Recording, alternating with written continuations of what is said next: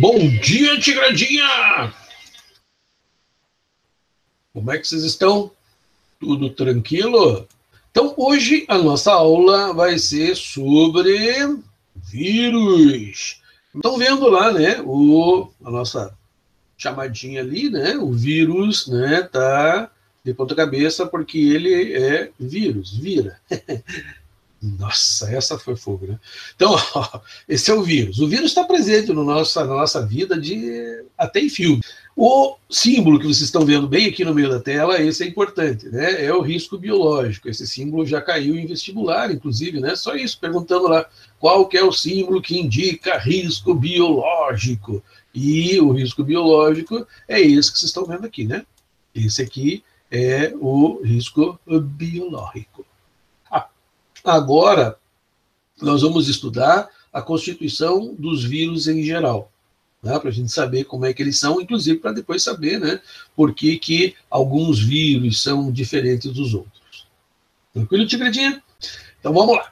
Primeira coisa que vocês têm é as características do vírus, né? Então os vírus são agentes causadores de infecção. Por que causadores de infecção? Porque eles são parasitas. E um parasita sempre vai infectar um indivíduo. Tá? Pode ser tanto seres humanos, como animais, como plantas, como bactéria. Todos os seres vivos podem sofrer a ação dos vírus. Né? Lógico que o vírus, olha aqui, já vou passando para vocês aqui embaixo, né? Ele é altamente específico. Ele tem uma especificidade. Então, por exemplo, muitos vírus que causam doença em plantas nunca vão causar doença em seres humanos. Né? Dentro do nosso próprio corpo, os vírus são tão específicos que eles atacam determinados tipos de células do nosso organismo. Então, por exemplo, o vírus da gripe é um vírus que ataca as vias aéreas superiores. Então ataca só as células ali. Imagine, a pessoa, eu peguei uma gripe no coração, meu coração espirrou e eu morri. Né? Não tem, é lógico que não tem. Ele é específico, tá? Por células do sistema respiratório. Existe uma proteína, né, que vai interagir, chave e fechadura, com o vírus, para ele atacar aquela célula, aquela determinada célula, tá? Então, é a chamada especificidade viral. Existem vírus que são mais amplos, de espectro mais amplo, e vírus de espectro mais fechado. Alguns conseguem atacar, às vezes, alguns tipos diferentes de células, mas, na grande maioria, eles têm uma especificidade viral. Tá certo? São acelulares, vírus não é célula, tá? Vírus não é célula, eles são desprovidos de célula. Mas, professor, então eles não têm célula, eles são os primeiros seres a viver no planeta? Não. Tá? Por quê? Porque os vírus são parasitas intracelulares obrigatórios. E o que isso significa? Significa que eles precisam de uma célula para pegar toda a maquinária bioquímica da célula e utilizar para eles. Então, se o primeiro vírus existisse, né, no mundo antes da primeira célula, ele não teria como se reproduzir. Então, acreditam os cientistas que o vírus ele veio depois das primeiras células. Aquelas células primitivas, né, aqueles procariontes que deram origem à vida, eles provavelmente, uma outra forma de vida deve ter emergido paralela a ela, né, como um vírus. Então, células que, digamos assim, não deram muito certo, precisavam de outras células para poder se manter vivo. Aí é uma das teorias do surgimento do vírus no planeta. Tá? Desprovidos de organela, lógico, se eles não têm célula, eles não têm aquelas organelas, como mitocôndria, cloroplasto, núcleo, né? Não tem, eles não têm isso. Na verdade, bem na verdade, né, eles são formados por uma cápsula de proteína, que daqui a pouco a gente vai ver em mais detalhes, né, e o seu material genético. Inclusive, o material genético do vírus, lembrem lá, é DNA ou RNA, um dos dois. Ou ele tem DNA ou ele tem RNA, nunca os dois juntos.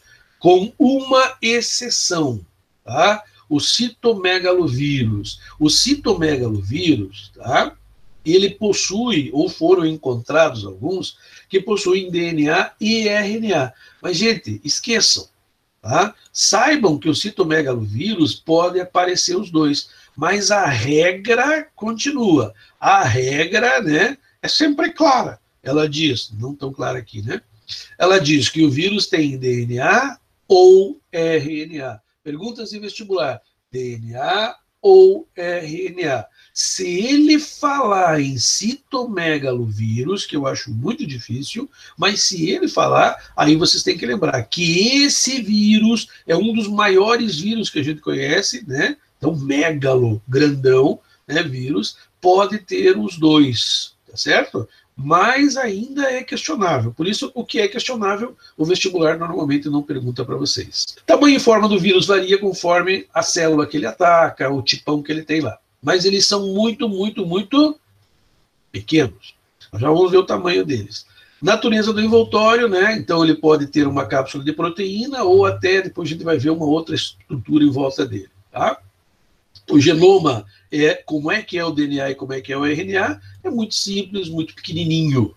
Tá? Perto do nosso, por exemplo, que se você emendasse um DNA no outro, né, ele daria as 2 voltas no planeta, né, o dele é muito pequeno, tá? Muito pequenininho, então muito simples. Por quê? Porque ele é um ser simples, certo? Muitos cientistas nem consideram o vírus como sendo um ser vivo, porque ele é acelular, e fora da célula ele não tem vida. Ele só tem vida se ele estiver parasitando uma célula, né? Então, se ele estiver lá parasitando a célulazinha, ele está lá, pelo menos o DNA dele ou o RNA, né, está lá trabalhando para formar outros vírus. Aí é isso que ele faz, a vida do vírus é isso, né? É parasitar uma célula, aí usar a maquinária da célula para produzir mais vírus. Tá? Esses vírus saem dessa célula e vão atacar outras células. Para quê? Para ele se manter sempre aumentando de quantidade. Fora da célula, ele não tem vida, né? Ele é um cristal, tá? Ele não tem metabolismo justamente por causa disso. O tamanho do vírus. Gente, o vírus é muito, muito, muito pequenino. Aqui, ó, só para vocês terem uma ideia, a célula vermelha do sangue, essa que vocês estão vendo aqui em cima, né? Essa aqui, tá? É uma das menores células que a gente tem no organismo. Menor célulazinha, célula sanguínea. Tá?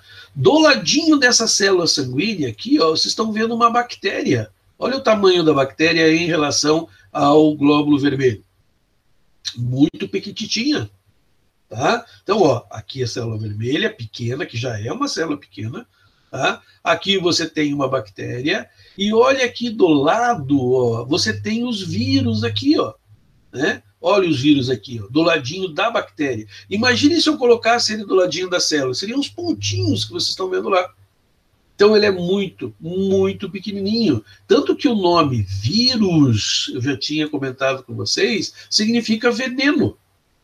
Por quê? Porque a primeira experiência, a primeira descoberta de um vírus, acreditou-se que era um veneno orgânico. Veja, preste bem atenção, ó, como é que o vírus foi encontrado. Na época em que foi dado esse nome vírus, as pessoas não tinham microscópio eletrônico, então não conseguiam ver essas estruturas. Pra vocês terem uma ideia, ó, essa célula vermelha aqui, ó, nós conseguimos ver no microscópio óptico. Bactéria no microscópio que tem ali no São José, que é um microscópio bom, né, nós conseguimos ver como um pontinho. Vírus a gente não vê de forma nenhuma no microscópio de lente. Né? Então, só com o advento do microscópio eletrônico é que se começou a ter uma ideia de como é o vírus. Então, aqui ó, embaixo você tem alguns exemplos, né, de vírus. Tá? Então, aqui você tem o bacteriófago, você tem o smallpox. Smallpox, só por curiosidade de vocês, é o vírus da varíola. Né? Então, o vírus da varíola é esse aqui, ó, ele é até grandão, né, perto dos outros. Olha o vírus do mosaico do tabaco aqui, ó. É esse aqui que vocês estão vendo aqui, ó. É um vírus grande até, se você pensar, né? E ele acaba passando, né, pelos filtros de porcelana. Aqui você tem um bacteriófago, o vírus mais conhecido, né? Até vocês já viram isso comigo, né? Um dos vírus mais conhecidos, mais estudiosos até hoje, né? O bacteriófago T4. Ele é um bacteriófago, ele ataca bactérias, como o próprio nome diz, né? O nome está errado, né? Bacteriófago significa vírus que come bactéria. Ele não come, ele parasita a bactéria, que é bem diferente. Então, não esquecer, um parasita intracelular obrigatório. Só por curiosidade para vocês vejam que as medidas que estão sendo dadas ali são nanômetro. 1 nanômetro equivale a 1 vezes 10 na menos 9. Então, veja, do metro. Então, se você pegar lá, para você ter uma ideia, vai dar 1 milionésimo do milímetro. Se você pegasse aqueles 2 risquinhos menores que você tem na régua lá, o milímetro, e dividisse ele em 1 milhão. Tá? Daquele 1 milhão de partezinhas iguais entre o milímetro, é que você tinha ter um nanômetro lá, que é a unidade que ele está usando ali para medir os vírus. Eu falei que não ia falar, né, mas dá coceira na língua, né? O coronavírus tem 100 milímetros, aproximadamente, né? Então, hoje nós já conhecemos, estamos estudando o nosso inimigo e sabemos que ele tem, milímetros não, nanômetros, tem 100 nanômetros, né, o coronavírus. Na sequência aqui, nós temos a estrutura básica. Então, agora aqui tem uma coisa bem importante, ó. Virion, tá vendo aqui, ó? Virion é o nome que se dá do vírus que não está parasitando célula. Tá? Então, quando ele está fora da célula, a gente chama de partícula viral, né, ou virion. Tá certo? Então, se o vestibular sacana lá fizer uma pergunta para vocês, né?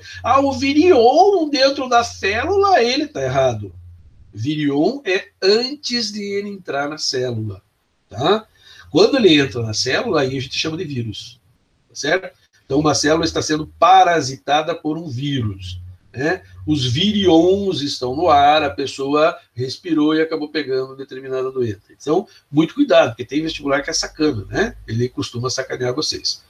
Outra coisa importante, né? Veja, a maioria dos vírus é formada por um capsídeo, tá vendo aqui, ó?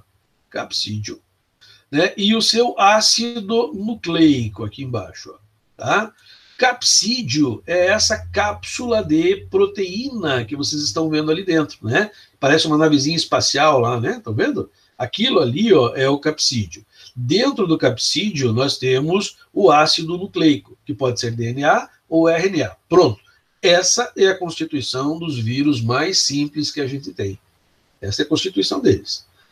Alguns vírus podem ser envelopados, né? Vírus envelopado é um vírus que tem essa camadinha aqui em volta, como se fosse um envelope, realmente. Esse envelope é formado por gorduras, por proteínas específicas, né? Que ele normalmente rouba da célula quando ele está saindo de dentro dela. Então, quando ele está saindo de dentro da célula, ele bate na membrana e rouba um pedacinho da membrana plasmática e mantém ela viva através de algumas proteínas que ele mesmo produziu dentro da célula, com o maquinário da célula, né, para poder fazer isso. É esse envelope viral que dá a alguns vírus a capacidade de infectar. Agora, aqui eu preciso de novo falar para vocês. Por exemplo, por que nós lavamos a mão, né? Lá aparece, né, para você lavar com detergente, para você usar álcool 70 nas mãos, né, toda vez que sair, etc., tocar nos elementos. Porque o álcool destrói os lipídios. Então, na hora que você está lavando a mão, na hora que você está com detergente ou passando o álcool gel, o que você está fazendo? Você está destruindo o envelope. Sem o envelope, vírus envelopados não conseguem entrar nas células. Se eles não conseguem entrar nas células, você evita de pegar a doença. Por isso é que nós usamos o álcool gel, não é só para esse vírus que está agora aqui, né? Mas sempre, tanto que vocês têm lá, né, o álcool gel na escola há muito tempo, desde que o H1N1 apareceu, né? Foi dado ênfase a isso, porque é uma forma da gente evitar que vírus penetrem no nosso organismo, ok? Cuidado. Vestibular sacana também pode perguntar assim, ó, né? Nucleocapsídeo. Nucleocapsídeo é quando você une o capsídeo e o ácido nucleico. Nucleocapsídeo. O capsídeo, gente, ele é importante porque o capsídeo é que vai dar forma ao vírus, tá? E existe uma classificação de vírus que ela é feita em cima desse capsídeo. Olha aqui, ó, vou mostrar para vocês já, tá? Deixa eu achar aqui. Olha aqui, tá? Então, nós temos, né, os capsídeos, né, que estão vindo aqui de várias formas. Então, ele pode ser icosaédrico, ele pode ser helicoidal, a caixinha. O DNA dentro dele também é helicoidal, mas a caixinha, o capsídeo, é helicoidal, na forma de uma hélice que vai fazendo a caixinha lá. E ele pode ser complexo, esse aqui. Os icosaédricos podem ser envelopados e não envelopados. Então, ele pode ter um envelope em volta dele ou não. Então, existem vírus que não têm, vírus que têm.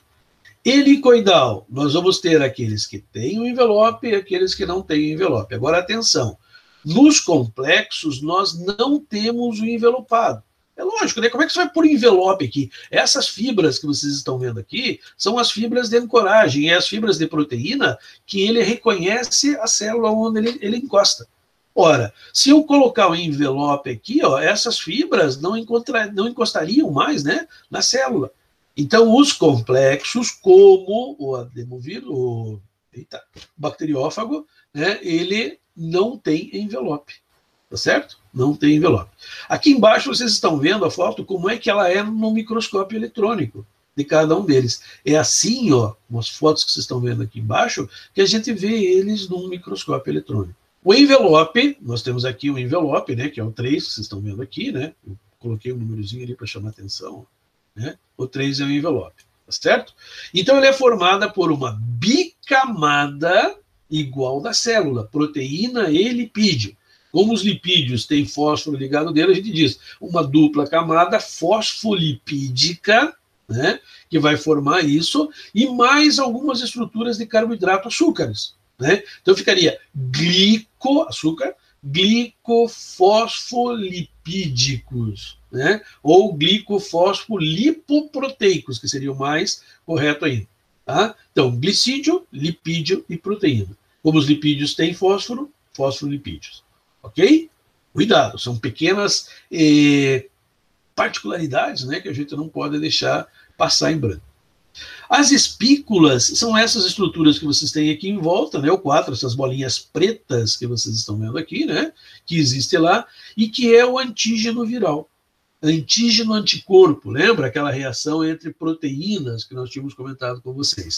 Então, é essas proteínas que tem aqui em volta, tá, do vírus, que vai dar a ele a sua especificidade. Então, vai dizer que eles são específicos, né, dentro do nosso organismo, ok? Alguns exemplos aqui só para ilustrar para vocês, tá? Ó, aqui vocês estão vendo, ó, helicoidal, tá vendo como ele é uma helicoidal, e que ele tem aqui um envelope viral em volta dele aqui. E aqui as glicoproteínas de reconhecimento. Aqui vista no microscópio eletrônico e já colorido artificialmente. Ninguém sabe que é dessa cor, tá? O microscópio eletrônico não vê cor. O cientista que depois dá o colorido aqui, só para ficar bonitinho para a gente, né? Um outro exemplo, né, helicoidal, aqui, né, o helicoidal não, é icosaédrico, né, também com uma envelope. Agora, a replicação viral. Replicação é o que acontece dentro da célula. Aqui são duas maneiras de estágios de contaminação do vírus. Então, ó, dentro da replicação viral, nós vamos ter vírus que fazem o ciclo lítico, tá vendo aqui? Ciclo lítico, e outros que vão fazer o ciclo lisogênico. O mesmo vírus aqui pode ser, o mesmo vírus pode fazer o ciclo lítico e o ciclo lisogênico. Tá? O ciclo lítico e o ciclo lisogênico, eles diferem justamente no o que o vírus vai fazer depois de pronto ou depois de ter invadido a célula. Tá? O que ele vai fazer quando ele invadiu a célula? Tá? Esse vai ter o ciclo lítico e o ciclo lisogênico. Ok? No ciclo lítico, nós vamos ver que ele vai ser liberado aqui, ó, liberado após a montagem. Então, depois que o vírus se montou, né, ele vai... Como assim montagem, professor? O vírus, ele não nasce dentro da célula da forma que a gente imagina um ser vivo, né? Então, vai formar um vírus, né, como se fosse um vírus nenê. Na verdade, não. A célula vai formar partes do vírus, que aí, por intersecção de proteína, vão se montando. Então, digamos lá, num bacteriófago, aquela partezinha da cabeça se junta ao pescocinho, depois o pescocinho se junta aquelas fibrazinhas de aderência, tá? Então ele se monta, ele não nasce pronto na célula, ele vai se montar. E depois ele arrebenta a célula para ser liberado. Isso é o ciclo lítico. Então, primeiro, a célula tem que fazer a adsorção, ou seja, ele tem que penetrar na célula, né, reconhecer a célula e grudar nela. Grudou nela, isso é chamado de adsorção. Aí, em cima da célula, ele vai ejetar o seu material genético, tá? Ou ele vai entrar com tudo, tá? Vai entrar a parte do capsídeo, tudo para dentro. Mas, normalmente, esse que nós vamos ver, ele injeta o seu material para dentro, tá? Então, aqui, ó, injeção do material genético. Tem alguns que entram por fusão, quando a membrana se junta a outra e funde, ela abre, o vírus penetra na célula, tá? Ou endocitose, lembram da endocitose? Fagocitose, né? Então a célula vai fagocitar o vírus, porque ela acha que é uma coisa boa, a proteína é igual a dela, então ela fagocita, ela põe para dentro, tá? E na verdade não é, né? É um ser que vai ocasionar mal lá à célula, tá? Então, esses aqui seriam os tipos de penetração. A gente vai falar um pouquinho deles depois, talvez não nessa aula. Aí vem a fase de síntese, que é quando o material genético do vírus se gruda ao material genético da célula. E a partir desse momento, a célula vai começar a produzir novos vírus, tá? Aí, depois de produzir essas partezinhas do vírus, vem a montagem. Depois que milhões, centenas, digamos assim, de vírus são montados dentro da célula, ela arrebenta. E arrebentar a célula, o nome que se dá é lise celular. Por isso que o ciclo é lítico. Lise, arrebenta. Tá? E as células saem dali para parasitar outras células. Tranquilo? Vamos ver isso aqui para ficar mais claro para vocês aí, né, essa partezinha. Tá? Observe, aqui vocês têm uma bactéria e aqui uma porção de bacteriófagos em cima dela. Olha o tamanho do bacteriófago em cima da bactéria, né? E o que eles estão fazendo? Eles estão ejetando o seu material genético. Cada um deles está colocando para dentro da bactéria o seu material genético. Esses vírus aqui, só esses aqui, né, são de DNA. Tá certo? Então está ejetando o material genético dentro da célulazinha.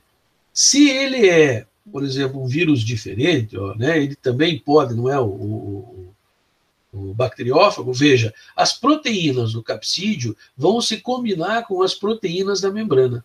A partir do momento que eles se ligam, que eles se identificam, ele gruda na célula. Aí o seu material genético, ó, sai, é ejetado como se fosse a agulha de uma injeção, né, para dentro da célula. Então ele abre o espaço ali, né, entre os lipídios e passa. Lembra, né, que muitas substâncias passam pela célula, né, porque a nossa membrana celular ela permite que algumas substâncias passem e outras não. O material genético do vírus é jogado para dentro. Então, isso é a injeção, ou penetração direta, como a gente chama. Aqui, ó, está o ciclo lítico. Então, vamos lá, para entender isso aqui. Ó, o número 1 aqui. Ó. Primeira coisa, fixação. Então, as fibras de proteína aqui de ancoragem vão reconhecer a bactéria e ele para em cima da bactéria. Ejeta o seu material, tá vendo lá o rabinho? Ó? Ejeta o material para dentro da célula. E fica uma caixinha vazia aqui em cima. Essa caixinha vazia não serve mais para nada. Tá? Não faz mais nada. Ela se desprende depois de um certo tempo da bactéria e é eliminada. Fica no ambiente mesmo, não causa mais problema nenhum. É aquela caixinha de proteína. O importante é o material genético que está aqui dentro. Esse material genético, então, vai penetrar na célula, tá vendo? E vai começar, se combina com o material genético da célula aqui, com esse aqui, né? E a partir desse momento, ele assume.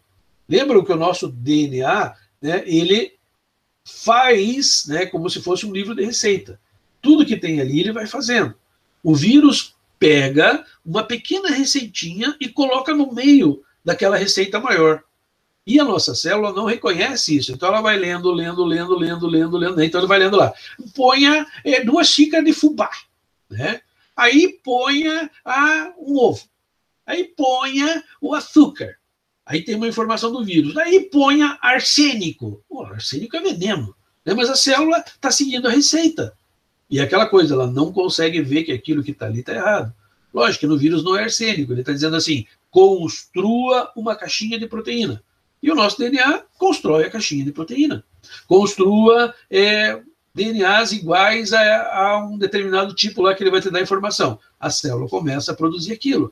Então, a célula, ela tem um vírus que agora comanda a síntese dentro dela. E a célula continua, veja, a receita continua normal, só que tem aquele pedacinho de receita errado. E ele continua, ele vai fazer aquilo dentro da célula. Após ela começar, após ela fazer os pedacinhos de vírus, como vocês estão vendo aqui, os pedacinhos de vírus lá, os pedacinhos de vírus começam a se juntar, vão grudando um no outro, né, por proteínas, as proteínas se atraem, se combinam, e vai formando os vírusinhos, inclusive com o seu material genético dentro lá, que é o DNA. Encheu a célula, esses vírus rompem a célula para sair de dentro dela. E essa célula, então, morre. Por quê? Porque os vírus saíram lá de dentro.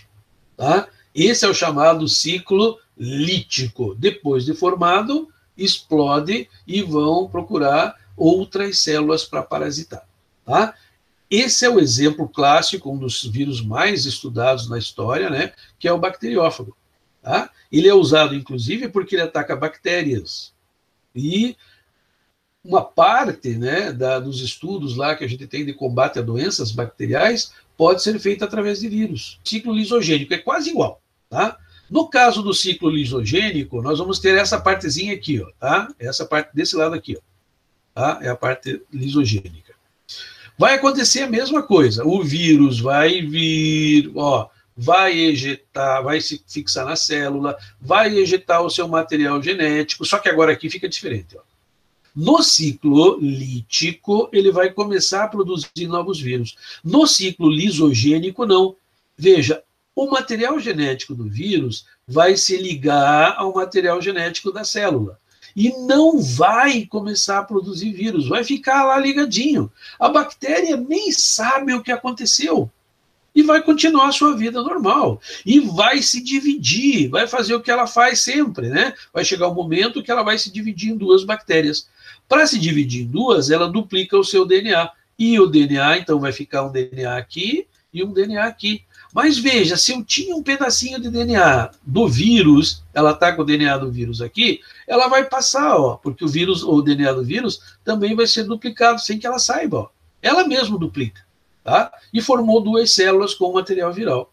Essas células também vão se dividir, e também, né, essa célula que já tinha um pedacinho do material viral, vai um pedacinho do material viral para essa, né, vai para essa, vai para essa, vai para essa, e o que vocês estão vendo aqui, que a quantidade de material viral está passando de uma célula para outra sem que o vírus precise fazer qualquer coisa.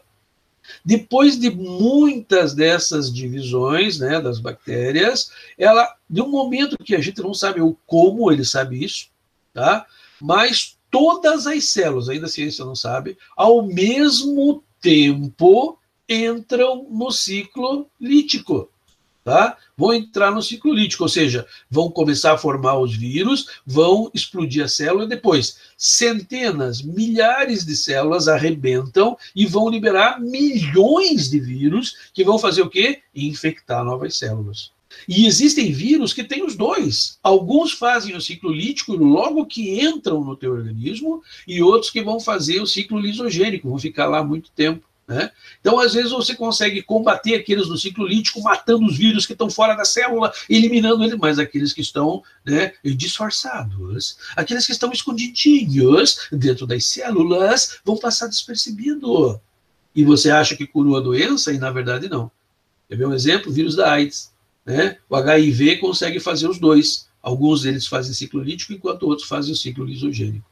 E aí, quando todos arrebentam, o indivíduo tem uma crise e morre. É aquela história que eu tinha contado para vocês. Eu conheci um cara que tinha AIDS, o cara até parecia bom, no outro dia morreu. Né? Normalmente as células entraram em ciclo lisogênico, arrebentaram de uma hora para outra, e aí o organismo não suportou. Tranquilo? Paramos por aqui. Um grande e forte abraço. Beleza? Tchau para vocês, até mais.